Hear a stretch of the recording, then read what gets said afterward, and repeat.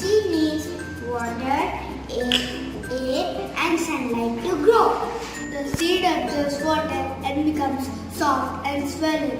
The seed coat breaks open a tiny root called radicle, comes out first, grow downwards. Next, a tiny shoot called the plumule grows upward towards the sunlight. Finally, small leaves appear. The seed grows to a young plant called a seedling. Our tiny seed grows into a healthy new plant. Thank you.